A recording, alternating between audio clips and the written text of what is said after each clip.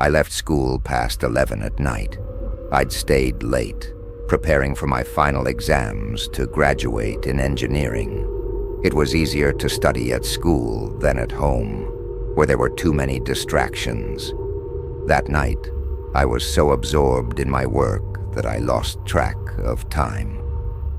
When I finally left, the entire campus was deserted. It was December. The cold was biting, and a thick winter fog covered everything around me. That night, I didn't have enough money for a cab, so I made my way to the bus stop and sat down on the bench, waiting for the last bus, which usually passed around 11:30. As time went by, an uneasy feeling crept over me. I'd never seen the street so empty. Not a single soul was around, only the dense fog that felt as though it was hiding something ominous just beyond my sight.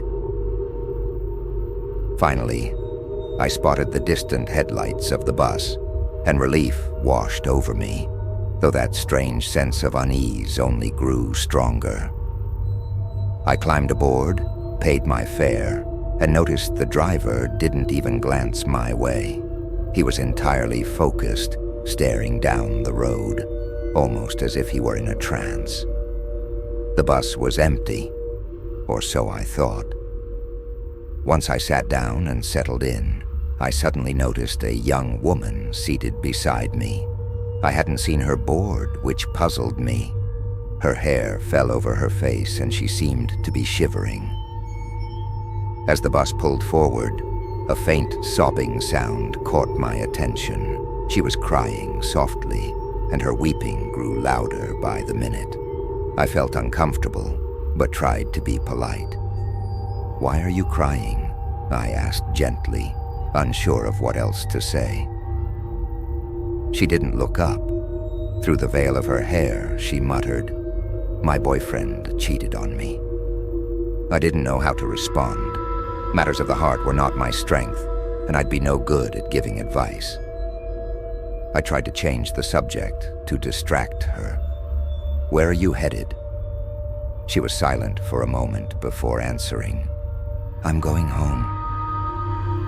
The fog outside seemed to thicken, covering the windows completely. It was as if the world beyond had disappeared. I looked over at the driver, who was still sitting motionless, expressionless, his gaze lost in the void. Despite the thickening fog, he kept driving as if he knew the way without seeing it. Then I felt a cold touch on my hand.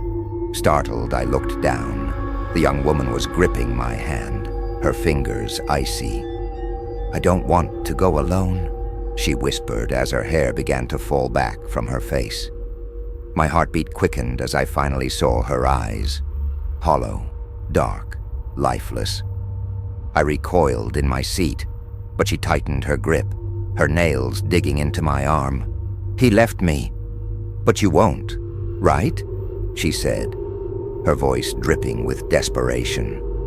I struggled to free myself, but she clung to me, her nails breaking my skin and drawing blood. Just then, the bus jerked to a stop, and the lights flickered on. The driver looked at me through the rearview mirror and, with a hollow voice, announced, "Last stop." In a final chilling whisper, she leaned close to my ear and murmured, "Welcome home, love. You'll never leave me again."